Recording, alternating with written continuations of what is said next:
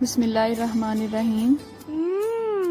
Tasty. जी हाँ, आज हम बनाने जा रहे हैं बहुत ही टेस्टी मटन बट कढ़ाई। बट कढ़ाई का शुमार अब तो पाकिस्तान के मशहूर खानों में होने लगा है। आज हम इसे बहुत ही आसान अंदाज में बनाएंगे और बिल्कुल वैसे ही बनाएंगे जैसा कि ये रेस्टोरेंट्स में बनाई जाती है।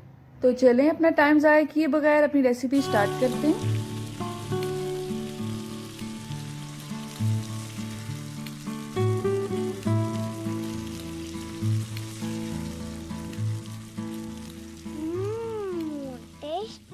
तो यहाँ पे मैंने बट कढ़ाई के लिए चाम का गोश्त सेलेक्ट किया है और ये तकरीबन 1.5 से 2 kg होगा।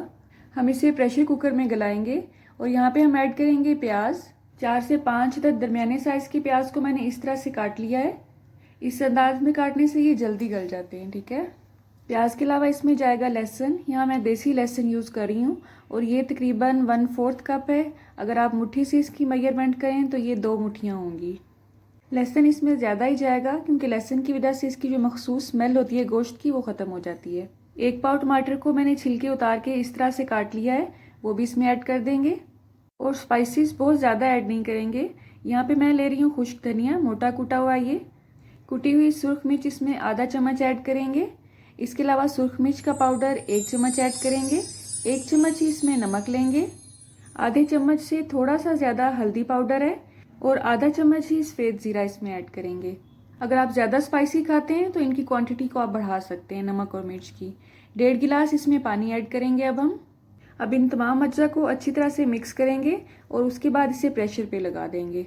और प्रेशर का टाइम आप जो गोश्त यूज़ कर रहे हैं उस पर डिपेंड करता है। अगर तो गोश्त कम उम्र जानवर का है तो वो जल्दी गल जाएगा और अगर ज़्यादा उम्र के जानवर का है तो वो थोड़ा सा टाइम ज़्यादा लेता है गलने में। मैंने इसे 10 मिनट के लिए प्रेशर पे लगाया था। प्रेशर का टाइम आप इसका वेट हिलने के बाद काउंट किया करें या इसकी सीटी बजने के बाद काउंट किया करें, ठीक है। जब आपने चूल्हे की आंच बंद कर दी है तो फ़ौरन ही इसका वेट मत उठाया करें, बल्कि इसमें से इसकी स्टीम को खुद ही निकलने का इंतज़ार किया करें। आप देख सकते हैं मेरे कुकर की स्टीम मुकम्मल तौर पे निकल चुकी है। अब मैंने वेट उठाया है तो आप देख सकते हैं इसमें से कोई भी स्टीम नहीं निकल रही है। वेट खोलने के बाद अगर तो आपका गोश्त मुकम्मल तौर पे गल चुका है तो ठीक है, अगर नहीं गला है तो आप इसे दोबारा प्रेशर पे लगा सकते हैं, इसमें ऐसा कोई इशू नहीं है, ठीक है। यहाँ पे हमारे बकरी का गोश्त तकरीबन 90% तक गल चुका है। इस दौरान हमने 1 चम्मच अदरक को मैश करके रेडी करके रखा हुआ है। अब हम अपने मटन को कढ़ाई में शिफ्ट करेंगे और बाकी इसका जो भी काम रह गया है वो कढ़ाई में ही करेंगे। आप देख सकते हैं इसमें अभी काफ़ी पानी बाकी है। पानी कह लें या यखनी कह लें, लेकिन आप परेशान मत हों, इसे हम इंशाल्लाह खुश्क कर लेंगे और ये बहुत ही टेस्टी रेडी होगी।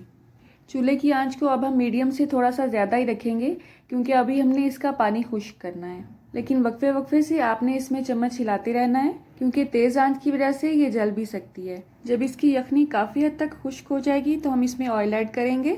यहाँ पे मैंने 1/4 कप ऐड किया है। अगर आपको ज़्यादा तरी अच्छी लगती है तो इसकी क्वांटिटी को आप बढ़ा सकते हैं और ऑयल की बजाय अगर आप घी इस्तेमाल करना चाहें तो वो भी ऐड कर सकते हैं, इसमें ऐसा कोई इशू नहीं है। अदरक को हमने पहले ऐड नहीं किया था, उसकी वजह ये थी कि अगर हम उस वक्त ऐड कर देते तो अदरक की सारी खुशबू ख़त्म हो जानी थी। अदरक को हम इस पॉइंट पे ऐड करेंगे जब हम इसे भूनना स्टार्ट करेंगे। अब आपने तसल्ली से कढ़ाई को टाइम लगाकर भूनना है, मेरी तरह से स्पीड बढ़ा के काम नहीं करना है। 5 से 7 मिनट मैंने इसको अच्छी तरह से भूना है। अब इसमें दही ऐड करेंगे।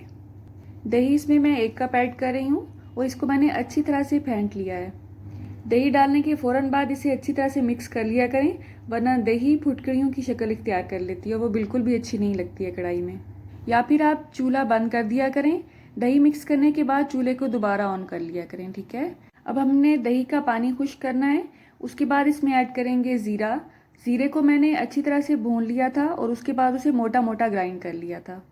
1 चम्मच ही इसमें खुश्क धनिया दोबारा ऐड करेंगे, हमने पहले भी ऐड किया था, इस पॉइंट पे दोबारा ऐड करेंगे। इसके अलावा इसमें मक्खन जाएगा और ये होममेड बटर है।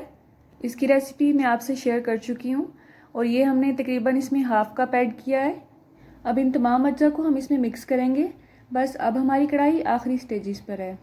ये मुकम्मल तौर पे प्रोफेशनल रेसिपी है। अगर आप यूट्यूब पे या गूगल पे सर्च करें प्रोफेशनल रेसिपी ऑफ बट कढ़ाई तो आपको इसके तमाम इंग्रेडिएंट्स ऐसे ही मिलेंगे जैसे मैंने इसमें ऐड किए हैं। बस हर एक के बताने और समझाने का तरीका अलग अलग होता है।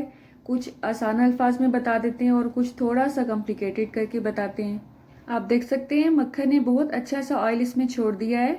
अब हम इसमें ऐड करेंगे काली मिर्च, और काली मिर्च को आपने एंड पर ही ऐड करना है। अगर आप स्टार्ट में ऐड करेंगे तो वो सारी कढ़ाई को काला काला सा कर देगी। 1 चम्मच ही इसमें गरम मसाला पाउडर ऐड किया है मैंने। और जब भी आप गरम मसाला ऐड करते हैं किसी भी चीज़ में, किसी भी कढ़ाई या सालन में, तो उसे मिक्स करने के बाद 1 से 2 मिनट के लिए दम पर ज़रूर लगाया करें।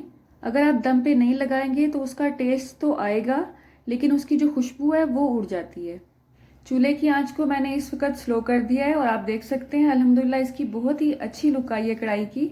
लेकिन इसमें कुछ इंग्रेडिएंट्स अभी हमने और भी ऐड करने हैं ताकि ये सर्विंग के वक्त खूबसूरत लगे। अब अगर आपने इसे इसी कढ़ाई में ही सर्व करना है तो आप इसके जो साइड्स हैं जहाँ पे ये जमा हुआ है सारा सालन, आपने इसको नीट एंड क्लीन कर देना है, वरना ये सर्विंग के वक्त बिल्कुल भी अच्छा नहीं लगेगा। अब रेस्टोरेंट्स में तो सर्विंग से थोड़ी देर पहले इसमें क्रीम ऐड की जाती है, लेकिन मैं इसमें ऐड नहीं करूँगी क्योंकि जितनी तरी इस वक्त इसमें है मुझे इतनी ही चाहिए। इससे ज़्यादा तरी मेरी सेहत अफोर्ड नहीं कर सकती है। जूलियन कट में कटी हुई अदरक इसमें ऐड करेंगे, और ये लंबे टुकड़ों में कटी हुई अदरक ही है, बस इसे जूलियन कट का नाम दे दिया गया है। लंबे पीसीस में कटी हुई सब्ज़ मिर्च को ऐड करेंगे। लेमन को आपने पतले पतले स्लाइसिस में काट लेना है और वो भी इस पर गार्निश के लिए ऐड कर देने हैं इस पर। और जो टमाटर के छिलके हमने रिमूव किए थे उसमें से एक टमाटर के छिलके का हमने फूल रेडी किया है, और इसका तरीका मैं आपसे शेयर कर चुकी हूँ।